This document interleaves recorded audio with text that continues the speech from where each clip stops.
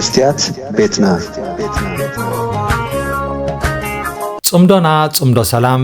صمدو يقرم بهال مرخابن محزنة حزب مس حزبي مدلدالنيو بزبل طعم ترخا حدا من قسقاس ناوارح كخيت صنيحو بوغن ايرتران تግራይን ክልተ ንጡፋት ተዋሳእቲ ጽምዶ ኣብ ዶባት እናተረኸቡ ኸኣ ንብዙሓት ኣብ ውሽጥን ኣብ ደገን ዝርከቡ ጸለውቲ ኤርትራውያንን ተጋሩን ኣባላት እቲ ናይ ጽምዶ ምንቅስቓስ ንምግባሮም ክሰርሑ ጸኒሖም እቶም ክሳብ ሕጂ ናብዚ ናይ ጽምዶ ሓድሽ ማሕበር ከኣቱ ዝረኣናዮም መብዛሕትኦም ዩቱበራትን ስነ ጥበባውያንን እዮም ኣብ ሳዋ ዝካየዱ ናይ ታዕሊም መደባት ስርዓት ግደፍ ካብ 1994 ብዘይ ምቁራጽ ን37 ዙርያታት ዘመረቐሉ ዓቢ ሃገራዊ ወተሃደራዊ ፖሊሲ እዞም ሕጂ ንታዕሊም ወፊሮም ዘለዉ ሓደሽቲ መንእሰያት ከኣ ዙርኦም ዙር ጽምዶ ሰሚዮም ኣለዉ እዚ ክኸውን ኣብ ኤርትራ ዘሎ ስርዓት ኣይፈልጥን እዩ ማለት ኣይኮነን ፈጠርቲ ጽምዶ ኣብ ኩሉን ብኹሉን መዛረቢ ኣርእስቲ ብዛዕባ ጽምዶ ጥራሕ ክኸውን ኣለዎ ዝብል ድሌት ኣለዎም ከምቲ ዙር ጽምዶ ዝበልዎ በርገር ጽምዶ ዝበሃል ምግቢ እውን ተኣታቲኾም ዘሎ ንሰምዕ ኣለና ይኹን እቲ ኣዝዩ ዝገርም ነገር ግን እዞም ክልተ ሃንደስቲ ጽምዶ ንባዕሎም ከሰማምዖም ዘይክእል ነጥብታት ኮፍ ኣቢሎም ህዝቢ ሙሉእ ከጻምዱ ምሕሳቦም እዩ እቲ ሓደ ከም ዓብዪ ዕንቅፋት ዝርአ ዘሎ እቲ ብወገን ትግራይ ጀማሪ ጽምዶ ኢሉ ዝሓስብ ጸላዊ ውልቀ ሰብ ዝዛረቦ ዘሎ ንህግደፋውያን ዘቆጥዐን ዘሕረነን ፖለቲካዊ መርገፂ እዩ ንሱ ኣብ ኤርትራ ዝርከቡ ተዛረብቲ ትግርኛ ተጋሪኦም ነዚ ተቐቢሎም ክጽመዱ ኣለዎም ዝብል ኣዝዩ ጽኑዕ ዝኾነ እምነት ኣለዎ ብታሪኻውን ሳይንሳውን መርትዖታት ኤርትራውያን ተዛረብቲ ትግርኛ ተጋሪኦም ዝብል ስነ መጎት ከኣ የልዕል ብወገን ኤርትራ ዘለዉ ኣባላት ጽምዶ ድማ የለን ንሕና ኤርትራውያን እምበር ተጋሩ ይኮናን ዘረባኻ ኣደብ ግበረሉ ጥራሕ ዘይኮነ ነቲ ድሮ ዳሕዲሕካዮ ዘለኻ ቃላት የቕሬታ ሕተተሉ ክብሉ የግባዕብዑ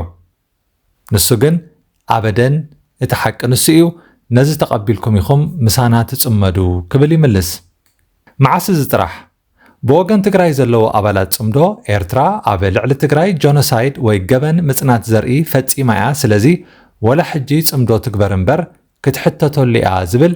ዓብዪ ኣጀንዳ የልዕሉ ኤርትራውያን ተጸመድቲ ብወገኖም ገሊኦም ዝገበርናዮ የለን ተደሊኹም ንኣብይን ንፋኖን ሕተትዎም ምስኦም ተጸባጸቡ ይብሉ ገለ ኸኣ ንስኹምስ ንዓና ከምዚ ጌርኩምና እንዲኹም እናበሉ ይምልሱ ብወገን ትግራይ ኣብ ምንቅስቓስ ጽምዶ ኣብ ቅድሚት ወፂኡ ዘሎ ውልቀ ሰብ ኣብ ትግራይ ሰራዊት ፈደራል ኣምሓራን ኤርትራን ገበን ምጽናት ዘርኢ ወይ ጆኖሳይድ ፈጺሞም እዮም ኢሉ ይኣምን እምበኣር ከምዚ ዝኣመሰለ ዝተወጃበረ መርገፂታት ብመሓዝዮም ብሓደ ክጸምዱ ዝሓስቡ ዘለዉ ጽምዶ ብመንግስቲ ደረጃ ኣፍልጦ ክወሃቦ ዘይተደልየ ፍልይ ዝበለ ምንቅስቓስ እዩ ኩሉ ነገሩ ብፍላይ ናይ ዜናን ፕሮፓጋንዳን ስራሕቱ ኸኣ ናብ ደገ ዝቐንዐ ይመስል እቶም ኣብ ውሽጢ ዓዲ ዘካይዶም ምንቅስቓሳት ኣብ ዶባት ዳሳት ተኺልካ ብሓባር ክትስዕስዕ ውዒልካ ምፍናውያ ህዝቢ ግን ንሱ ጥራሕ ኣይኮነን ዝጠልብ ንረኣዩለይ ዘይኮነ ሓቀኛ ሰላም እንተተፈጢሩ እቲ ዶባት ሙሉእ ብምሉእ ክኽፈት ኣለዎ ህዝብታት ኤርትራን ትግራይን ከም ድላዮም ክራኸቡ ንግዳዊ ንጥፈታት ከካይዱ ሓበራዊ ቁጠባዊ ዕቤት ከመዝግቡ ይግብኦም እንተዘይኮይኑ እቶም ኣብ ዶባት ዝትከሉ ዳሳት ንመቐለን ኣስመራን ብሓፈሻ ንመላእ ትግራይን ኤርትራን ትርጉም ዝህቡ ኣይኮኑን ካልእ እቲ ዓብዪ ጸገም ኮይኑ ዝቐርብ ትግራይ ክልል እምበር ሃገር ኣይኮነትን ኣብ ትሕቲ ኢትዮጵያ ትመሓደር ኣብ ልዕሊ ዶባት ኢትዮጵያ ልዑል ተራ ክጻወት ዘለዎ ኸኣ መንግስቲ ፈደራል እምበር መንግስቲ ክልል ኣይኮነን ስለዚ ኤርትራ ሃገር ክነሳ ብኸመይ መልክዓ ምስ ገለ ክፋል ናይ ሓንቲ ሃገር ጥራሕ ፍሉይ ዝምድና ትፈጥር ንኣብነት ሱዳን ምስ ዞባ ጋሽባርካ ጥራሕ ዝምድና ክፈጥር እየ እንተትብል እንታይ ምተሰማዓና ኢትዮጵያ ከም ሃገርከ ምስ ዞባ ደቡብ ኤርትራ ጥራሕ ጽምዶ ዝፈጥር ኢላ እንተትብገሲ ከም ኤርትራውያን እንታይ ምበልና ወይ መልስና እንታይ ምኾነ ጽቡቕ ንሰላም እንተኾይኑ እንታይ ጸገም ኣለዎ ዶ ምበልና ወይስ ሕቶታት ምፈጠረልና እዚ ናይ ትግራይን ናይ ኤርትራን ከኣ ልክዕ ከምኡ እዩ እዚ ኣብ ዶባት ዝካየድ ምንቅስቓሳት መንግስቲ ፈደራል ኢትዮጵያ ይፈልጦ ድዩ ኣብ ኤርትራ ዘሎ ስርዓት ከ ይድግፎ ድዩ ስለምንታይ መስለና ጽምዶ ብደረጃ መንግስቲ ክልል ትግራይን መንግስቲ ኤርትራን ወግዓውነት ዘይለበሰ حقاوي تحتاتنت كمص سلا زخيل እዩ بفلاي ኣብ ትግራይ መንግስቲ ፌደራል ዘይፈልጦ ምስ ናይ ደገ ሓይልታት ዝካየድ ርክብ ንውዕል ፕሪቶሪያ ዘፍርስ ተግባር ከም ዝኾነ እዩ ዝግለጽ ስለዚ ኢሳያስ ካብ ናይ ትግራይን ኤርትራን ጽምዶ ምስ ኣሜሪካን ዓመታ ክካየድ ተሓሲቡ ዘሎ ጽምዶ ክዛረብ ይዝቀሎ ኤርቲቪ ነቲ ኣብ ዶባት ዝካየድ ዘሎ ናይ ጽምዶ ስራሓት ሸፈነ ክትህቦ ኣይትኽእልን እያ ኣብ 2018 ምስ መላእ ኢትዮጵያ ዕርቂ ምስ መጸግን ዶባት ከም ዝተኸፍተ ክልቲአን ሃገራት ብወግዒ ተዛሪበናሉ መራሕቲ ሃገራት ኤርትራን ኢትዮጵያን ውን ኣብ ዶባት ተራኺቦም ወግዓዊ ጽምብል ተኻይዱ ህዝቢ ምስ ህዝቢ ተራኺቡ ተሓዋወስ ኮይኑ ኩሉ ሰብ ከዓ ባሂልዎ እቲ ዶባት ግን ብዙሕ ከይጸንሐ ምስ ኢትዮጵያ ከም ሃገር ውን ኣብ ምስሕሓብ ከይተበጽሐ ብወገን ህግደፍ ተዓጽዩ ስለምንታይ ዝብል ሕቶ ኣይተላዕለን በቃ ተዓጽዩ ምኽፋት ዶባት ኤርትራን ኢትዮጵያን ንብዙሓት ኤርትራውያን ንስግረዶብ ዝኸውን ጽቡቕ ዕድል ይፈጢሩሎም ማእለያ ዘይብሉ ኤርትራዊ ግልብጥ ኢሉ ኣዲስ ኣበባ ተራእዩ ሎሚ እውን እቲ ዶባት እንተተኸፊቱ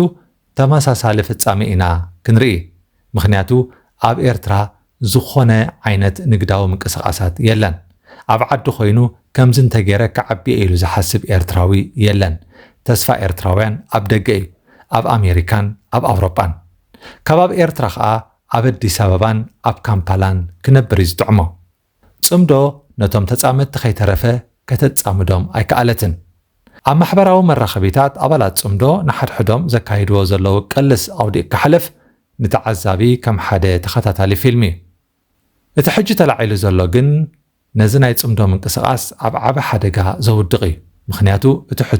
ሕቶ ገበን ምጽናት ዓሌትን ሕቶ ብሄራዊ መንነትን እዩ እዚ ርእስቲ እዚ ንተጸመድቲ ኣብ ሓደ ዘምጽእ ኣይኮነን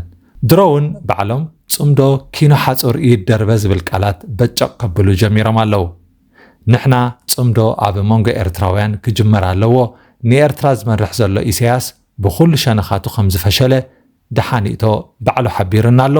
ስለዚ ዘሊልካ ናብ ካልእ ካብ ምኻድ ክቕድም ዘለዎ ኤርትራን ህዝባን ክድሕኑ ኣለዎም ብድሕሪኡ ብመጽናዕቲ ዝተደገፈ ዕርቂ ምስ ጎረባብቲ ሃገራት ብምሁራንን ፖለቲከኛታትን ዝተማእከለ መስርሕ ይስዕብ ኣብ ክንዲ ብፖለቲካዊ ሽርሒ ንረብሓታት ክልቲኡ ህዝብታት ዘገልግል ጥዕና ዘለዎ ጉርብትና ንኽምስረት ከዓ ትካላዊ ኣሰራርሓ ዝተኸተለ ምቅርራባት ክህሉ ይግባእ ኣይኮነን ግን ንዓተኣከብ ቡን ቀርብ ክንሓሚ ኢና ወዲ ሓወቦይ እናበልካ ወዲ በሻሻ ዘይበሰለ ዕሸል ዝብሉ ፀርፍታት እናዝነብካ ሰላም ኣይመጽእን እዩ ክቡራት ተኸታተልትና ንጽምዶ ዘፍርስዋ ባዕሎም እቶም ፈጠርታ እዮም ድሮውን ኣፋሪቆም ኣለዉ መስትያት ቤትና